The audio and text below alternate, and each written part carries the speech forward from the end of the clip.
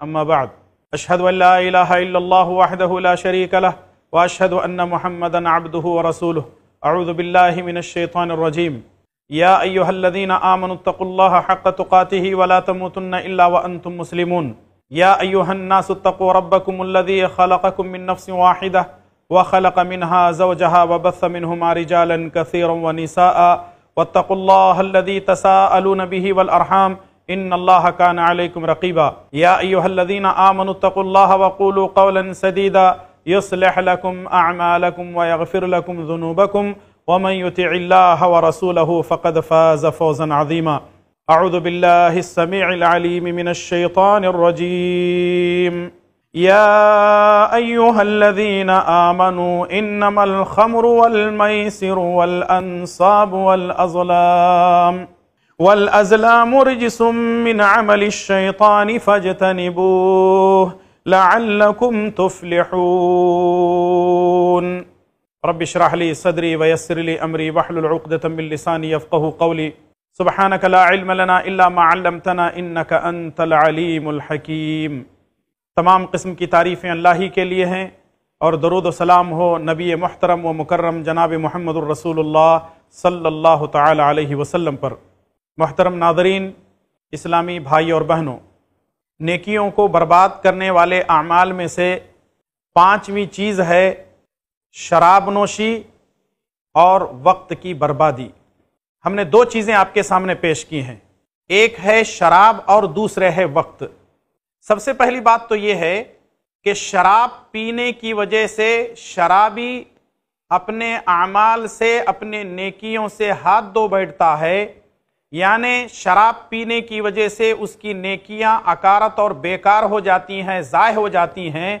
اس کے ساتھ ساتھ ایک شرابی اپنی زندگی کے اہم وقت کو بھی ضائع کر دیتا ہے۔ آپ کو معلوم ہونا چاہیے کہ دنیا کی سب سے قیمتی چیز وقت ہے اور دنیا میں سب سے زیادہ برباد کی جانے والی چیز وقت ہی ہے۔ کچھ لوگ ایسے ہیں جو وقت کی قدر نہیں کرتے ہیں اور کچھ لوگ ایسے ہیں جو وقت کی قدر کرتے ہیں۔ جن لوگوں نے وقت کی قدر کی وہ کامیاب رہے اور کامیاب ہوں گے، اور جن لوگوں نے وقت کی قدر نہیں کی وہ ناکام رہیں گے، ناکام ہو جائیں گے، اور آخرت میں کفِ افسوس ملنے کے سوا کوئی چارہ نہیں ہوگا۔ عربی میں ایک محاورہ ہے الوقت کالسیف ان لم تقطعہ قطعک، کہ وقت تلوار کی مانند ہے، اگر تم نے اس کو نہیں کاٹا تو وہ تم کو کاٹ کر نکل جائے گا۔ وقت کسی کا غلام نہیں ہے، وقت کسی کی آگے پیچھے نہیں دیکھتا کہ کون آ رہا ہے کون جا رہا ہے، بلکہ وقت اپنا کام کر کے نکل جاتا ہے۔ اس لیے ہر انسان کو اپنے وقت کی قدر کرنی چاہیے۔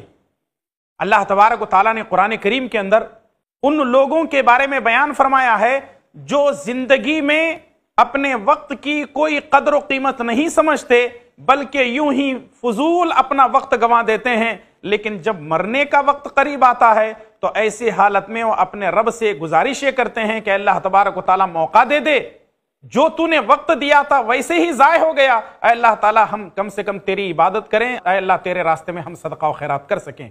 ذرا یہ قرآن کریم کا وہ مقام میں آپ کی خدمت میں پیش کر دیتا ہوں۔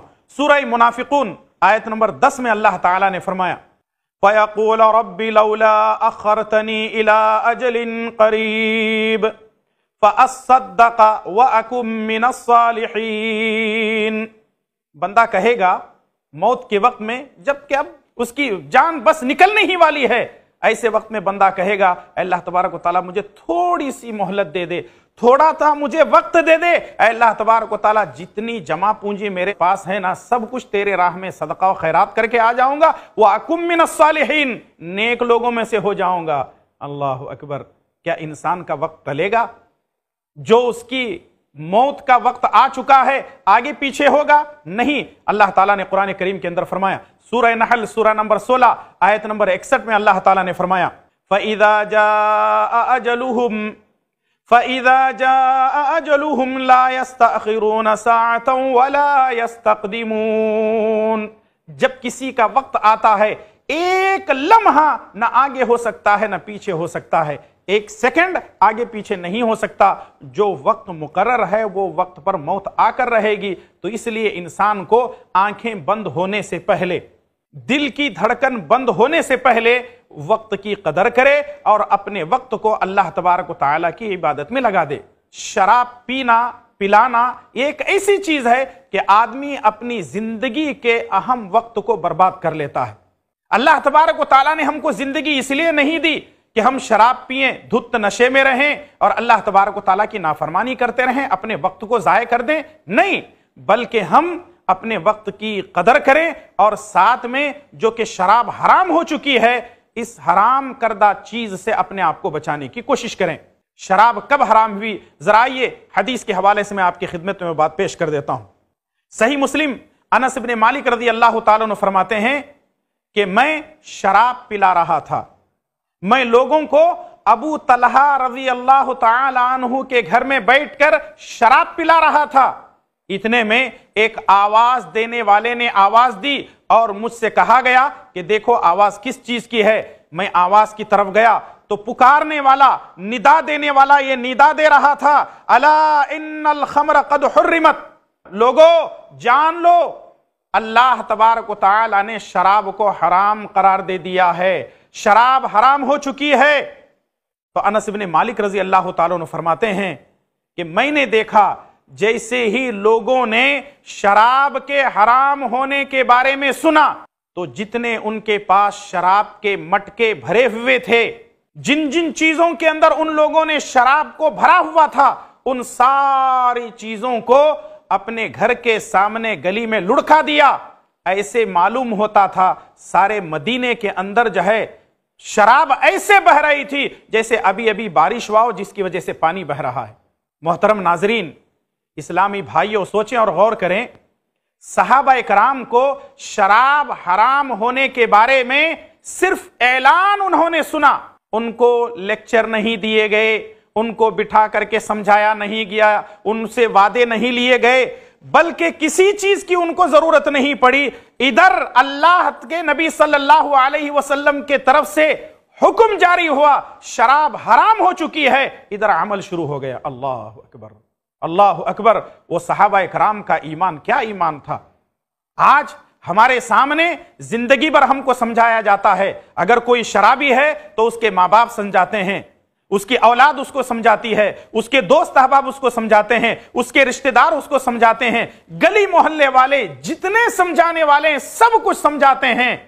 سامنے والا صرف گردن ہلا دیتا ہے اور ساتھ میں کہتا ہے کہ میں چھوڑوں گا، میں کوشش کروں گا، بس تھوڑے ہی دن، بس ایسے اور ویسے. اس طریقے سے وقت ٹل جاتا ہے، یہاں تک کہ آدمی کی موت واقع ہو جاتی ہے، لیکن وہ شراب پینا نہیں چھوڑتا. اور یہاں تک کہ آدمی شراب پی پی کر کے مر رہے ہیں، تباہ ہو رہے ہیں، برباد ہو رہے ہیں. اسلام نے شراب کو حرام قرار دیا ہے، اور جو شخص بھی شراب پیتا ہے گویا کہ وہ اپنی نیکیوں کو برباد کر رہا ہے. شراب کب حرام ہوئی؟ شراب کے بارے میں کیسے احکامات نازل ہوئے؟ آئیے قرآن کریم کی آیات اور پیارے نبی جناب محمد الرسول اللہ صلی اللہ علیہ وسلم کے احادیث کے ذریعے سے آپ کی خدمت میں پیش کرتا چلوں. شراب کی حرمت کے تعلق سے قرآن کریم کے اندر جو آیات موجود ہیں، 3 وہ آیتیں ہیں جس کے بارے میں اللہ تبارک و تعالیٰ نے قرآن کریم کے اندر نازل کیا ہے. یعنی لوگ پہلے شراب پیتے تھے، لیکن اللہ تبارک و تعالیٰ نے ایک ہی مرتبہ قرآن کریم کو نازل کرتے ہوئے اس کی حرمت کو ثابت نہیں کیا، بلکہ آئیے پہلا حکم کیا نازل ہوا قرآن کریم کی اس آیت پر غور کرتے ہیں. سورہ بقرہ سورہ نمبر 2 آیت نمبر 219 میں اللہ تبارک و تعالیٰ نے ارشاد فرمایا، یسألونک عن الخمر والمیسر یسألونک عن الخمر والمیسر قل فیہما اثم کبیر ومنافع للناس وَإِثْمُهُمَا أَكْبَرُ مِن نَّفْعِهِمَا. اے نبی کریم صلی اللہ علیہ وسلم، لوگ آپ سے شراب اور جوے کے بارے میں سوال کرتے ہیں تو آپ ان سے کہیے کہ اس میں فائدہ کم ہے، نقصان زیادہ ہے. یہ پہلا حکم نازل ہوا. دوسرا حکم نازل ہوا سورہ نساء سورہ نمبر 4 آیت نمبر 43، یا ایھا الذین آمنوا لا تقربوا الصلاة وانتم سکارى حتی تعلموا ما تقولون. اے ایمان والو، لا تقربوا الصلاة، نماز کے قریب نہ جاؤ، نماز نہ پڑھو وَأَنْتُمْ سُكَارَى جب تم نشے کی حالت میں ہو، حَتَّى تَعْلَمُوا مَا تَقُولُونَ جب تک کہ تمہیں یہ پتا نہ ہو کہ تم کیا کہہ رہے ہو۔ یعنی یہ دوسرا حکم ہے، کیونکہ نشے کی حالت میں آدمی اول فول بکنے لگتا ہے، اس کو نہیں پتا ہوتا کہ میں کیا کر رہا ہوں، کیا کہہ رہا ہوں اور کس طریقے سے بات چیت ہو رہی ہے۔ یہ دوسرا حکم نازل ہوا۔ اب تیسرا حکم یہ فائنل ہے، اللہ تبارک و تعالیٰ نے شراب کو حرام کر دیا۔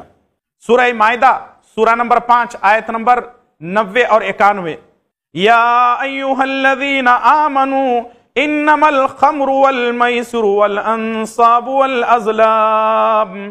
والازلام رجس من عمل الشیطان فاجتنبوه لعلکم تفلحون۔ اے ایمان والو، انما الخمر والمیسر بے شک شراب اور جوا، والانصاب اور آستانے، والازلام اور پانسے، رجس من عمل الشیطان یہ شیطانی کام ہیں، فاجتنبوہ اس سے بچو، لعلکم تفلحون شاید کہ تم کامیاب ہو جاؤ۔ یہ فائنل حکم ہے جو اللہ تبارک و تعالی نے مومنوں پر، مسلمانوں پر نازل کیا۔